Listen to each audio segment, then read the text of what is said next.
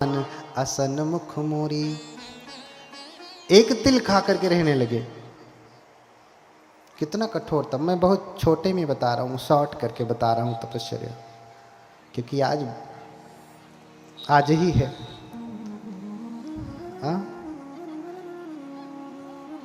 एक तिल खा के रहने लगे।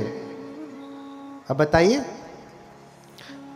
अब जब देखा कि ये भी शायद ज्यादा है तो फिर पानी पी करके रहने लगे। पानी भी अधिक लगने लगा तो सोचे शायद पानी पी रहा हूं इसीलिए कोई पराशक्ति मेरे ऊपर कृपा नहीं कर रही है कि ये तो अभी कुछ न कुछ ले रहा है, शायद ये भी छोड़ दूं तो वो प्रसन्न हो जाए। इसलिए पानी उछारी पवन पर रही, करि तप उग्र दुसह दुख दही। फिर जल भी छोड़ दिया, पानी भी छोड़ दिया, पानी पीना बंद, सिर्फ हवा पी करके रहते थे। हवा, हाँ, 2-4 गिलास हवा पी लिया और रहते थे। आप कितना गिलास हवा पीते हैं? कितना लीटर? कितना किलो? हाँ, वो भी जितना आप पीते हैं उतना वो भी पी करके रहने लगे। हाँ, और जब तप कर रहे हैं तो उनके साथ 5 तपस्वी भी हैं। 5 तपस्वी, भद्दी, अस्सजी, कौंडिन्य, महानाम, वप्र। जो मैंने बताया 8 ब्राह्मण आए थे उसमें एक कौंडिन्य है। वही कौंडिन्य है इन पंचवर्गीयों में। इन पंचवर्गीयों में वही कौंडिन्य है। अब कौंडिन्य सबसे सीनियर हो गए यहाँ पे 5 में। वहां सबसे जूनियर थे, यहां सबसे सीनियर हो गए, ज्येष्ठ हो गए। और जब सिद्धार्थ तप कर रहे हैं तो वो भी तप कर रहे थे। जब तक भोजन चला तब तक चले, जब तक फल चला तब तक चले, जब तक तिल खा करके रहे तब तक चले, और जब पानी पी करके रहे तब तक चले। पानी भी छोड़ दिया, हवा पी करके रहने लगे तो इनका संयम टूट गया। देखी विकट तप धीरज भंगा, पंच तपी छक छारे नि संगा। उनका धैर्य अब नहीं रहा। भैया हमसे नहीं होगा, अब तुम ही तप करो, जब ज्ञान प्राप्त होगा तो हमें बता देना। हाँ, तुम तप करो, पाना तो हमें बता देना। हाँ, देखी विकट तप धीरज भंगा, पंच तपी छकी छारे नि संगा। तजहि न गौतम निज तप घोरा, अटल रहे संकल्प कठोरा। वो तो भाग लिए, लेकिन सिद्धार्थ भगौड़े थोड़ी ना कि भागेंगे। मैंने पहले ही बताया, घर छोड़ करके भाग करके कोई भगौड़ा होगा, बुद्ध नहीं हो सकता है। आपके घर में झगड़ा हो, झगड़ा छुड़ाने के लिए कहिए भैया मत झगड़ा करो, मैं यहीं घर छोड़ के चला जाता हूँ, सारी झंझट खत्म, अब मैं चला जाता हूँ। और जब घर छोड़ के चले गए तो चलो अच्छा मैं घर छोड़ के आया हूँ, प्रयास करता हूँ बुद्ध बन जाता हूँ। बुद्ध बन जाएंगे? नहीं, जब तक आपकी चेतना जन्म से ऐसी नहीं है, नहीं बन सकते। बुद्ध कोई भगौड़े नहीं है, सिद्धार्थ कोई भगौड़े नहीं है। तजहि न गौतम निज तप घोरा, अटल रहे संकल्प कठोरा। अपने संकल्प पर अटल रहे कि नहीं, चाहे कुछ हो जाए, चाहे कुछ हो जाए मैं तप छोड़ूंगा नहीं। और शरीर इतना सूख गया, इतना सूख गया, ये क्रिया करते करते करते 6वां वर्ष चलने लगा। 6वां, 5 वर्ष बीत गए, 6वां वर्ष चल रहा है। इतना करते करते करते हर महीने हर वर्ष कुछ न कुछ छोड़ते छोड़ते अब सिर्फ हवा पे रह रहे हैं। कठोर तप कर रहे हैं कि अब कोई आ जाएगा। अरे बड़ी कठोर तप किया, उससे पहले भी बरसही मेघ घटा घन घोपी, कीचड़ बीच पर ही चित चोपी। जब घनघोर वर्षा होती थी बारिश के समय में तो घर में नहीं जाते थे, कुटिया में नहीं जाते थे, बल्कि कीचड़ में ही लेट जाते थे। तप करते थे कि हो सकता है अब कोई पराशक्ति मेरे ऊपर कृपा करके प्रसन्न हो जाए तो मुझे कोई ज्ञान दे दे। जेठ मास मह बसन बिहाई, तप्त रेत पर लेट ही जाए।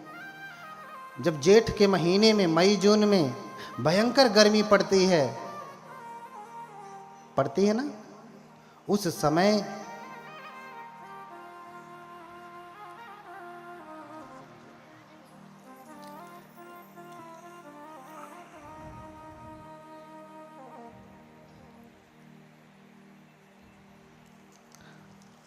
तो जब गर्मी का समय था, भयंकर गर्मी,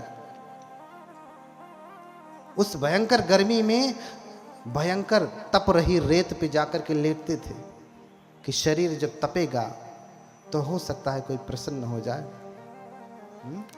लेकिन कोई प्रसन्न नहीं हुआ। बड़ी लंबी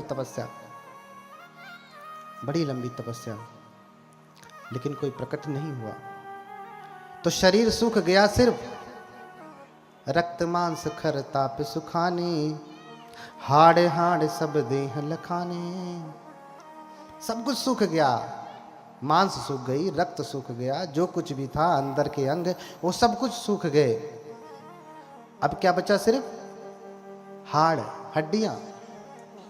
हड्डियां पूरी एक एक आप गिन सकती हैं। जैसे कभी कभी कोई बच्चा कुपोषण का शिकार हो जाता तो उसकी हड्डियां गिन लेते हैं ना, बिल्कुल वो तो फिर भी ठीक होता है। उनकी दशा, उनकी स्थिति उससे भी बुरी हो गई तप करते करते, उससे भी बुरी हो गई। लेकिन फिर भी तप छोड़ नहीं रहे, फिर भी तप नहीं छोड़ रहे हैं। एक दिन जाते हैं निरंजना नदी में स्नान करने के लिए और सोचते हैं कि मैं स्नान करके आऊंगा, फिर से तप प्रारंभ करूंगा। निरंजना नदी में जल बहुत कम है, धीरे धीरे ही बह रहा है। तो जैसे जल के ऊपर कोई पत्ती गिर जाए तो बहाव तेज हो या धीमा हो, पत्ती गिर गई तो पत्ती भी धीरे धीरे बहने लगती है। ये जैसे ही नदी में उतरते हैं, शरीर तो इनका क्या हो गया है? कंकाल। शरीर में शक्ति नहीं है। जैसे ही उतरते हैं, धीरे धीरे पानी के बहाव को भी रोक करके बाहर नहीं निकल पा रहे थे, बहते जा रहे थे जैसे कोई पत्ता पानी के ऊपर बहता हो। बहते बहते कहीं किनारे पर किसी वृक्ष की टहनी लटकी हुई थी जल के अंदर, उस टहनी को पकड़ लेते हैं और फिर बाहर निकलते हैं।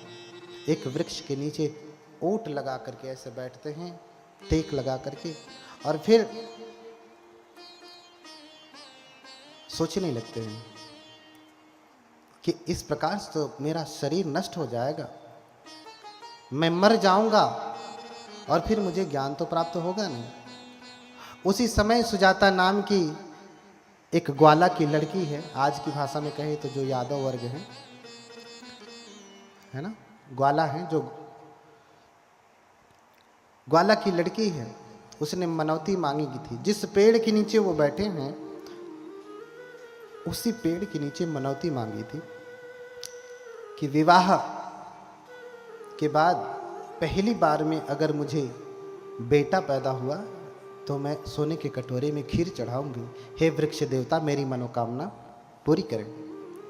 संयोग रहा, मनौती पूरी हुई और अपनी दासी को भेजती कि जा देख, जिस पेड़ के नीचे मैंने मनौती मांगा था वो पेड़ है कि नहीं, अगर है तो साफ सुथरा कर देना, आज मैं खीर चढ़ाऊंगी।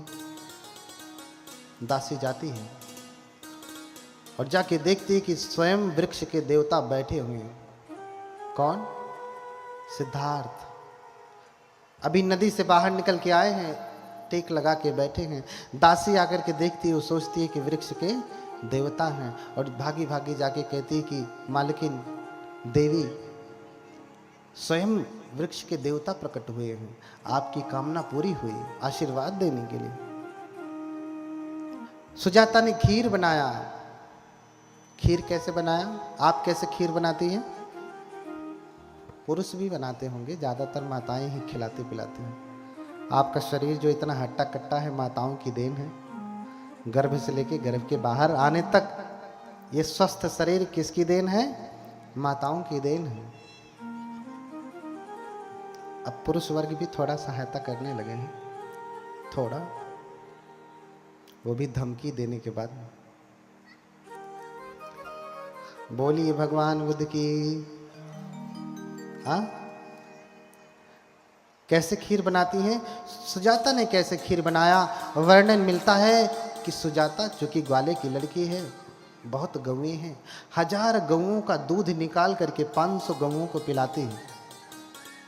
गाय का दूध जब खराब होने लगता है तो लोग गाय को ही पिला देते हैं, भैंस का भैंस को ही पिला देते हैं। जब ज्यादा हो जाता तो क्या करें, पहले कोई बेचा नहीं जाता। 500 का निकाल करके 250 को पिलाती है। इसका दूध खराब नहीं हो रहा है, लेकिन खीर बनाना है इसको। फिर 250 का दूध निकाल के 100 को पिलाती है, 100 को फिर 50, 50 से फिर 25, 25 का निकाल करके 16, 16 से फिर 8 गौओं का बचा हुआ दूध निकाल करके वो खीर बनाती है। खीर बनाती है, उसमें चावल नहीं डालती। आज की भाषा में कहें तो खोवा हो गया। वो दूध जलाएंगे तो क्या बनेगा? खोवा। उसमें चावल नहीं पड़ा है, हम चावल डाल के खीर पकाते हैं। दूध पकाया और इतना पकाया कि खीर हो गई, खीर जैसा हो गया, है ना।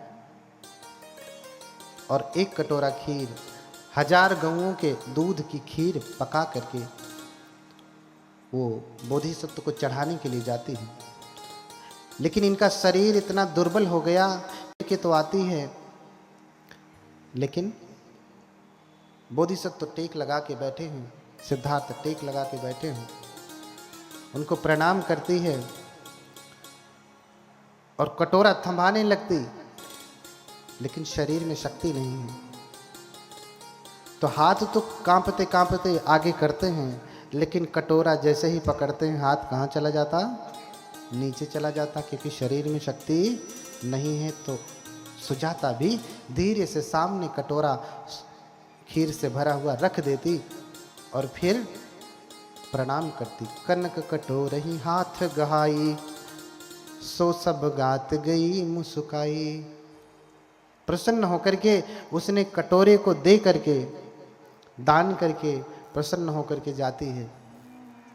अब बोधिसत्व तो सोचने लगते हैं कि इस प्रकार से तो मेरा शरीर ही नष्ट हो जाएगा, ऐसे तब करूंगा तो शरीर नष्ट हो जाएगा, फिर मुझे ज्ञान प्राप्त नहीं होगा। अच्छा हो कि मैं मध्यम मार्ग अपनाऊं, मध्यम मार्ग अपनाऊं, मैं ज्यादा भोजन न करूं, ज्यादा त्यागू नहीं। तो उस दिए हुए खीर को 49 कबल बनाते हैं। 49 कितना? 49 कबल निवाला, चूंकि सूखा है ना। अब दूध पकाने के बाद सूख गया, खोवा हो गया या खोया हो गया, जो भी आप कहते हैं, उसको 49 कबल बनाते हैं। क्योंकि हम लोगों में जब भोजन किया जाता तो नियम है कि कबल बना के, यानी ज़्यादा इधर उधर गिरे ना, ऐसा खाना खाना। हाँ, काट करके, जैसे कभी कभी होता ना, लोग निवाला बनाते हैं, आधा काटे और आधा खाए, ऐसा नियम नहीं है भिक्षुओं के लिए। न कबलावच्छेदकं भुंजी सामिति सिक्खा करनी। कबल को काट करके नहीं खाऊंगा, छोटा ही बनाया, पूरा खाना है, काट के नहीं खाना कि दाल चावल लपेटा रोटी से आधा काटा, ये कौन सा खाना? हाँ, न सिद्धाव कारकम, न जिह्वा निच्छारकम, न औगुंड कारकम, न औमोदित कारकम, न सिद्धाव कारकम। ये सब नियम बताया कि न गाल फुला करके, न चपर करके, न चपचप कारकम भुंजी सामिति सिक्खा करनी। चप चप चप चप करके नहीं खाऊंगा, गाल फुला करके औगुंड कारकम, मुंह फुला करके ऐसे करके भी नहीं खाऊंगा। ये बौद्धों का नियम है, और आज ये मॉडर्न एटिकेट मैनर में शामिल हो गया। ठीक है। समसूप व्यंजनम भुंजी सामिति सिक्खा करनी, सपदान सूपम भुंजी सामिति सिक्खा करनी, है ना। सक्कच्चंग पिंड पातंग भुंजी सामिति सिक्खा करनी। हाँ, सत्कार पूर्वक भोजन लूंगा, समान रूप से लूंगा, न इतना उसमें दाल डाल दूंगा कि गीला हो जाए, दाल छर्रा भात भर्रा हो जाए, उतना ही डालूंगा कि चावल बंध जाए और खाना है। काट के नहीं खाऊंगा, चप चप करके नहीं खाऊंगा, गाल फुला के नहीं खाऊंगा, और न हथ ने लेह कंगुंजी सामिति सिक्खा करनी हो, हाथ चाट के भी नहीं खाऊंगा, उंगलियां चाट के नहीं खाऊंगा, न पत्तनी लेह कंगुंजी सामिति, पात्र को चाट करके, थाली को कुछ लोग खाते तो पात्र को चाट के भी नहीं खाऊंगा। चट्टन नहीं होना है, चाट करके खाना नहीं है। बहुत सारे नियम है, 75 प्रकार के खाने के नियम है, सेखियां हैं, उसके बाद तो और भी भिक्षुओं के बहुत सारे नियम। इसलिए 49 कबल बनाया। कबल कबली का आहार है ना, मैंने 4 आहार बताया, ये पहला आहार। 49 कबल बनाया और खा जाते हैं। अब फिर वही उनकी 49 दिन का भोजन होता है, 7 सप्ताह का भोजन होता है। वही भोजन कर लेते हैं। जैसे ही भोजन करते हैं, भोजन करने के बाद शरीर में थोड़ी शक्ति आती है, कटोरा लेकर के निरंजना के किनारे फिर जाते हैं और कटोरा ऐसे ही फेंकते हैं, कहते हैं मुझे ज्ञान प्राप्त होने वाला है। हाँ, यदि मैं बोधि परिवर्तित पत्तम, यदि मुझे बोधि प्राप्त होने वाली है तो ये परिवर्तित हो जाए पात्र, अर्थात धारा के विपरीत दिशा में जाए। धारा इधर बह रही है तो पात्र किधर जाए, इधर जाए। और कहते हैं वहां से 7 कदम आगे गया और जा करके वहीं पात्र डूब गया नदी में। आगे गया, धारा की विपरीत दिशा में गया, क्यों? क्योंकि उन्हें बोधि प्राप्त होने वाली थी। और फिर सिद्धार्थ आ जाते हैं और फिर वृक्ष के नीचे, उसी पीपल के वृक्ष के नीचे, अभी बरगद के थे, अब पीपल के वृक्ष के नीचे आ जाते हैं और आसन लगा करके बैठना चाहते हैं कि अब मैं तप करूंगा, भोजन कर लिया हूं, शरीर में शक्ति आ गई। तो विचार करते हैं कि पूर्व के बुद्ध किस दिशा में मुख करके बैठते हैं। तो विचार किया तो पाया कि पूर्व दिशा में पूर्वाभिमुख हो करके सभी बुद्ध। ये आवाज़ थोड़ी साफ नहीं लग रही है, भारी भारी सी लग रही है, भाएं भाएं कर रही है, इसको बोलो ठीक करे। और उसको समझ में नहीं आता क्या, 3 दिन से कर रहा है। हाँ,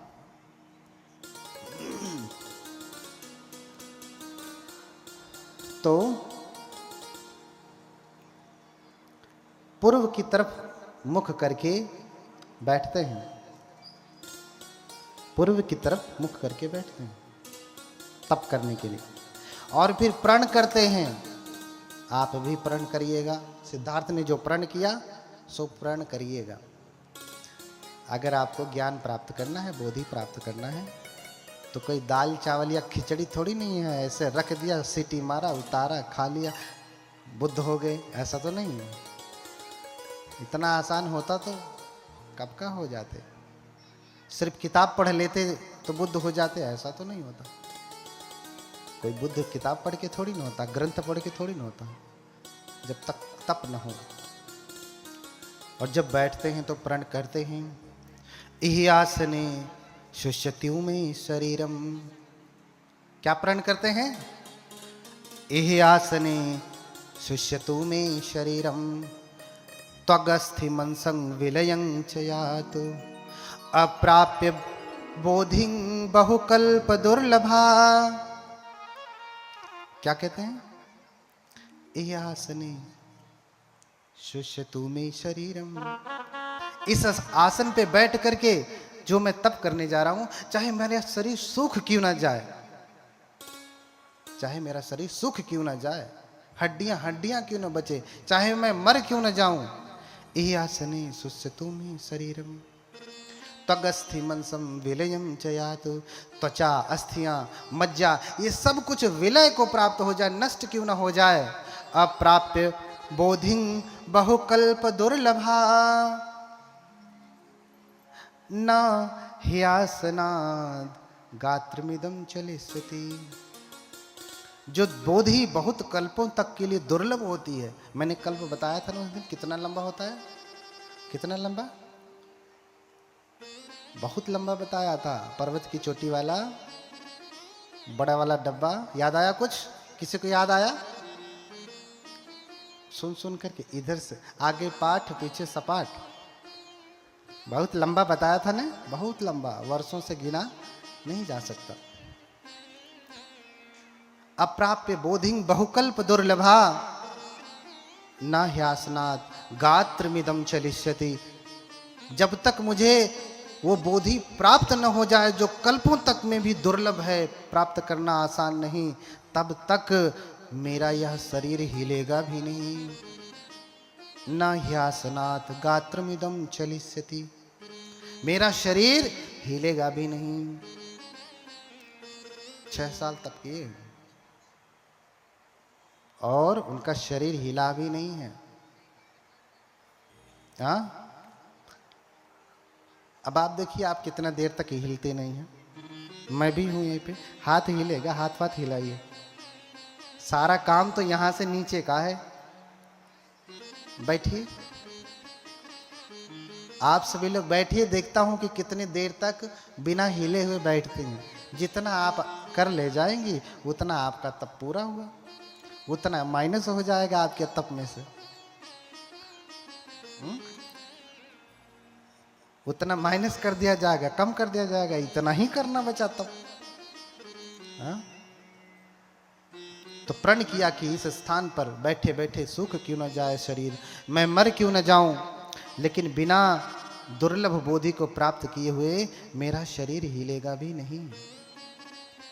और फिर तप में लीन हो जाते। तप में लीन होते तो जब लंबे शरीर का व्यक्ति भोजन छोड़ देता है तो कंकाल भी कैसा लगता है, लंबा लंबा, हम बैठे हैं पूरे।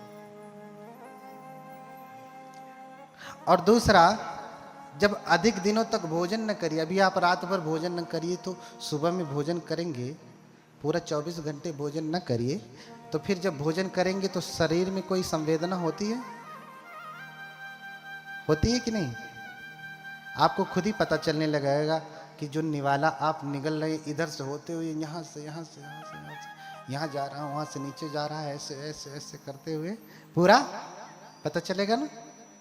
और जिसने वर्षों से भोजन त्यागा है वो जब भोजन करेगा तो क्या होगा, पूरा पता चल जाएगा, एकदम लगेगा कि रखा है, पूरी संवेदना पूरी पता चलेगी, पूरी संवेदना पता चलेगी। हुआ ही ऐसे, साधना करने के लिए बैठे तो कुछ साधना अलग से समझ में नहीं आई, लेकिन भोजन किया है इतने दिनों के बाद तो शरीर उनका खुद ही संवेदना देने लगा, बताने लगा कि तुम्हारे शरीर में विशेष प्रकार की संवेदनाएं हो रही हैं। और फिर उन्हीं संवेदनाओं को देखते देखते विपश्यना में चले गए। हाँ, उन्हीं संवेदनाओं को देखते देखते विपश्यना में चले गए। विपश्यना बौद्धों की बहुत महत्वपूर्ण साधना है, उसी के द्वारा ही मुक्ति होती है। भगवान ने 40 प्रकार की साधना बताई है, उसमें से एक साधना विपश्यना ही है। 40 में से कोई एक आपने कर लिया तो आपको मुक्ति है। इस समय बहुत प्रचलित साधना विपश्यना है, बहुत प्रचलित साधना विपश्यना है। अब संवेदनाओं को देखते देखते देखते देखते 7 सप्ताह में उनको ज्ञान प्राप्त हो गया, बुद्ध हो गए।